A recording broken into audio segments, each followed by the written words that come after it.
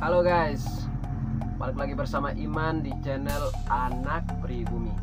Di video saya kali ini, saya tidak akan bercerita tentang angkutan umum atau bemo di Kota Kupang, tapi video kali ini hadir dengan keseruan yang berbeda. Jadi untuk kalian yang baru bergabung di channel saya, jangan lupa klik tombol subscribe di bawah ini. Jangan lupa juga like, komentar, dan juga share ke teman-teman yang lain. Di video kali ini saya akan kupas tuntas seputaran YouTube, dari mana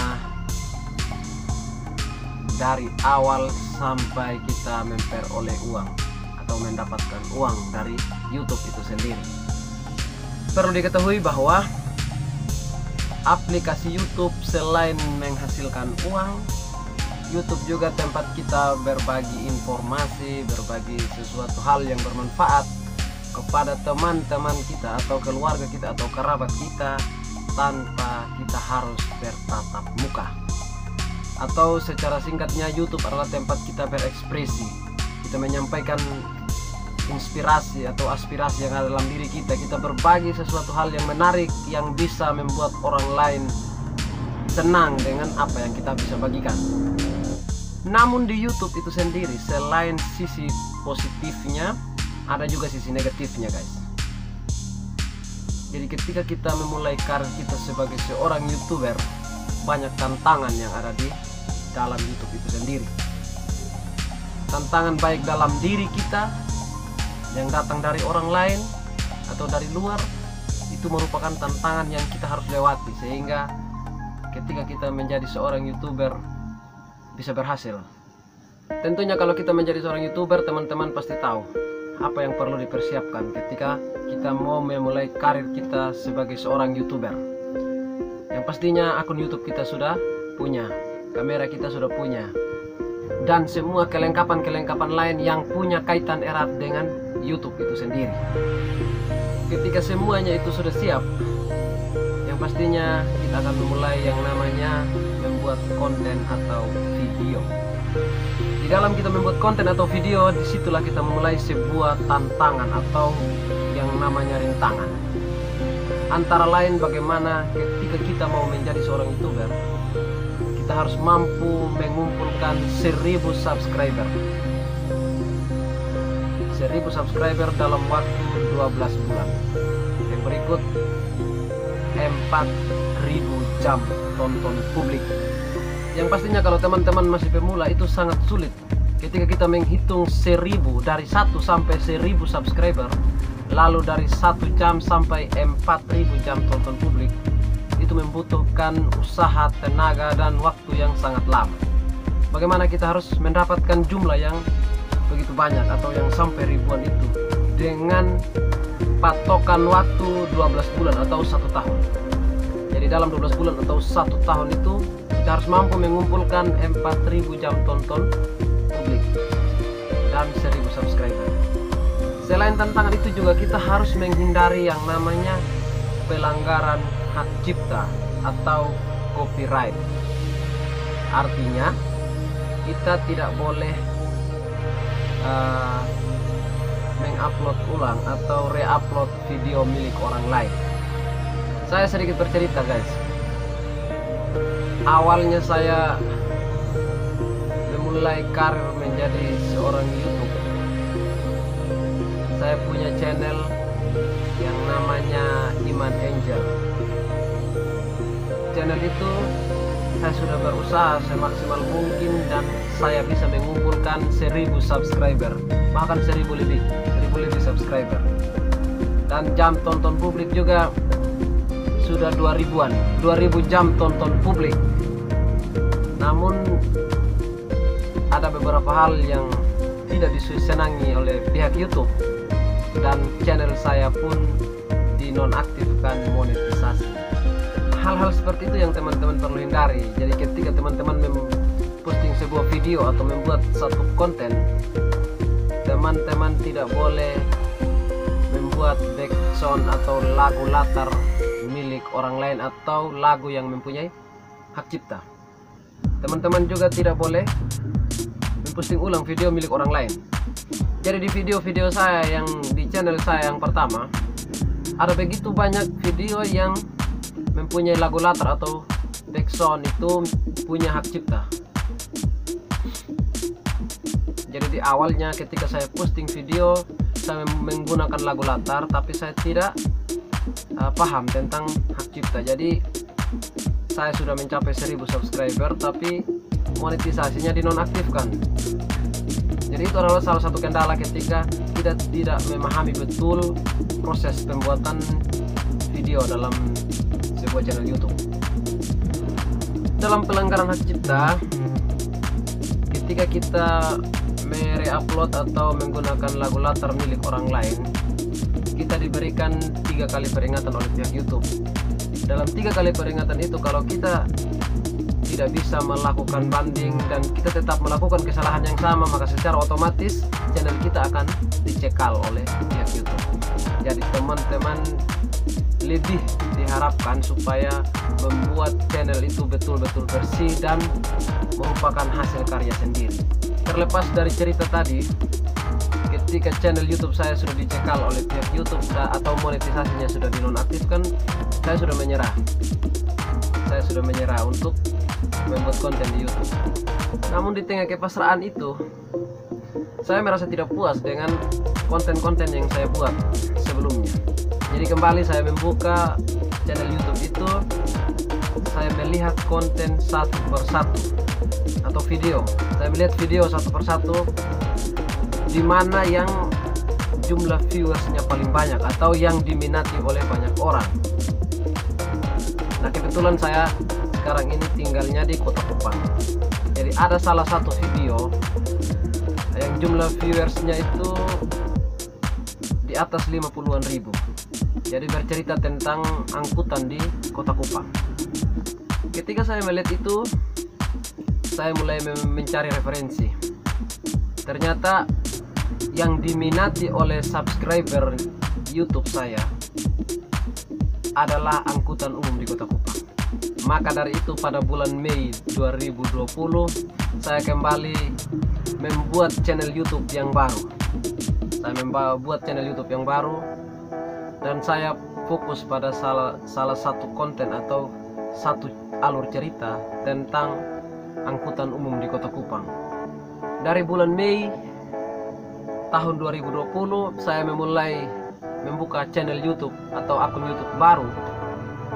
Dalam jangka waktu 3 bulan saya sudah mencapai 1000 subscriber. Saya sudah mencapai 1000 subscriber. Lalu saya fokus untuk mencari jam tonton publik yang jumlahnya 4000. Dan pada bulan Desember kemarin tahun 2020 saya mencapai 4000 jam tonton publik. Dan semua isi konten atau isi video saya bercerita tentang angkutan umum di Kota Kupang. Jadi pada intinya ketika kita baru memulai karir kita di dalam dunia YouTube, boleh kita memposting beberapa video di dalam channel itu sendiri. Dari situ kita bisa menilai video yang mana yang nilai jualnya itu paling tinggi atau yang diminati banyak orang. Jadi itu bisa dinilai dari jumlah penonton dari setiap video kita atau jumlah viewers dari setiap video kita. Jadi ketika ada salah satu video yang penontonnya melonjak, maka dari situ kita harus memutuskan untuk lebih memperdalam tentang isi video itu, lebih menyebarluaskan tentang isi video itu. Jadi itu adalah salah satu cara kita meningkatkan jumlah subscriber kita dan jumlah jam tonton publik dalam akun kita. Kalau kita membuat video sesuka hati kita atau sesuai dengan kemauan kita tanpa kita harus memperhatikan mana yang diminati oleh publik, maka itu akan sia-sia. Kalau kita campur-campur isi video kita, misalnya hari ini kita buat video tentang otomotif, besoknya lagi kita buat video tentang kesenian, berikutnya lagi kita buat video tentang elektronik, otomatis para subscriber kita atau pengikut dari channel YouTube kita itu bingung, dia mau menonton yang mana, dia bingung. Jadi kita harus konsisten pada salah satu alur cerita. Jadi kalau kita cerita tentang otomotif, semuanya harus tentang otomotif. Kalau kita cerita tentang olahraga, semuanya tentang olahraga. Kalau salah satu video yang paling banyak diminati bercerita tentang kesenian, maka semuanya harus tentang kesenian. Di video saya yang sekarang ini di channel saya ada berbagai video. Selain angkutan umum di Kota Kupang, ada video tentang tutorial. Teman-teman bisa lihat jumlah view-nya berapa. Jumlah view pada video tentang angkutan umum lebih melonjak daripada jumlah view tentang tutorial. Jadi dalam video saya atau dalam channel saya bagi dua playlist. Di playlist pertama tentang tutorial, di playlist kedua tentang sosial masyarakat yang di dalamnya ada angkutan umum. Di situ saya menilai ternyata yang diminati oleh para subscriber saya tentang angkutan umum atau sosial masyarakat. Ketika ada video lain yang diputar, direkomendasikan video saya tentang angkutan umum di Kota Kupang. Jadi itu adalah salah satu cara kita supaya kita bisa meningkatkan jumlah subscriber dan jumlah jam tonton publik. Yang berikut, setelah kita melewati 1000 subscriber dan 4000 jam tonton publik, perjuangan YouTube belum sampai di situ, teman-teman. Masih ada yang namanya monetisasi. Di fase monetisasi ini kita harus mengajukan monetisasi kepada pihak YouTube. Kita harus mengajukan monetisasi kepada pihak YouTube. Dalam pengajuan monetisasi, kita dianjurkan untuk membuat satu Google AdSense. Dari satu Google AdSense itu kita tautkan di channel YouTube kita atau di akun YouTube kita, lalu kita mengajukan monetisasi. Dalam pengajuan monetisasi ada beberapa penilaian yang pihak YouTube nilai dari channel kita.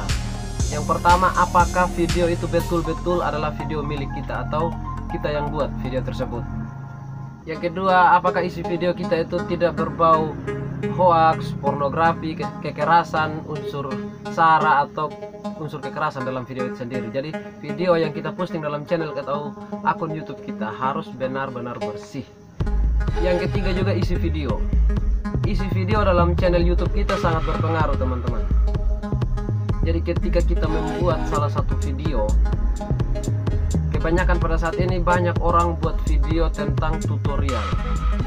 Jadi secara otomatis kalau kita buat video tentang tutorial, jarang sekali kita memperlihatkan wajah kita di dalam video itu sendiri.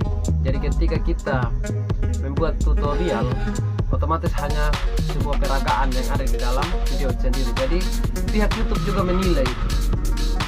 Ketika kita memposting sebuah video tanpa kita harus memperlihatkan wajah kita adalah salah satu faktor juga yang mempengaruhi lambat atau cepat channel YouTube kita berkembang. Saya kasih contoh nih. Kalau kita posting sebuah video tapi tidak ada muka kita di dalam atau tidak ada wajah kita di dalam video itu sendiri, teman-teman atau keluarga kita tahu bahwa mereka tahu kita punya channel atau akun YouTube, tapi mereka tidak mengenal siapa sebenarnya pemilik YouTube itu sendiri karena memang wajah kita tidak ada dalam video itu sendiri. Itu salah satu faktor yang mempengaruhi berkembangnya channel YouTube kita. Jadi tanpa wajah kita di dalam, biar keluarga atau teman pun dia tidak paham atau dia tidak mengetahui ternyata yang punya akun atau channel YouTube itu adalah kita. Berbeda dengan ketika kita punya wajah di dalam channel YouTube atau muka kita ada di dalam isi video itu sendiri. Jadi teman-teman kita, sekalipun isi konten kita belum diminati atau tidak merasa tertarik dengan isi konten kita, tapi dia lihat dalam isi videonya itu ada wajah kita dan dia merasa bahwa kita adalah temannya atau saudaranya, secara otomatis dia akan menonton dari awal sampai akhir. Dia akan subscribe channel kita. Dan itu adalah salah satu faktor yang mempengaruhi bagaimana channel kita cepat berkembang. Itu juga adalah salah satu faktor yang mempengaruhi channel kita itu cepat dimonetisasi oleh pihak YouTube. Nah, bagaimana kalau sudah dimonetisasi? Ketika video atau YouTube kita sudah dimonetisasi oleh pihak YouTube, masih ada langkah lagi yang perlu kita kejar, yaitu PIN dari pihak YouTube itu sendiri. Kita akan menerima PIN dari pihak YouTube itu sendiri yang dikirim langsung dari Amerika Serikat. Jadi ketika kita membuat Google AdSense, secara otomatis alamat kita harus jelas.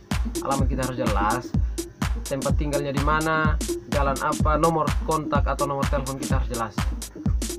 Karena pihak YouTube akan mengirim pin kepada kita yang akan ditautkan ke Google AdSense kita nanti lewat kantor pos, dan kantor pos akan mengantar ke alamat kita atau kita yang akan mencari atau menanyakan ke kantor pos terdekat di daerah kita sendiri. Tapi masalah tapinya, sebelum dikirimkan pin dari pihak YouTube itu sendiri, target yang kita harus capai dalam estimasi pendapatan channel YouTube kita harus mencapai $10. Jadi usaha kita bukan hanya sebatas kita mengejar 4.000 jam tonton publik, 1.000 subscriber, bukan hanya sebatas sampai di situ. Tapi usaha kita lagi yang selanjutnya adalah mengejar estimasi pendapatan minimal $10. Nah, ini yang mempengaruhi pendapatan kita adalah konsisten kita dalam membuat video. Jadi faktor selanjutnya, kita harus konsisten membuat video. Jadi ketika jumlah subscriber kita atau jumlah jam tonton publik sudah terpenuhi, otomatis subscriber kita akan bertambah banyak.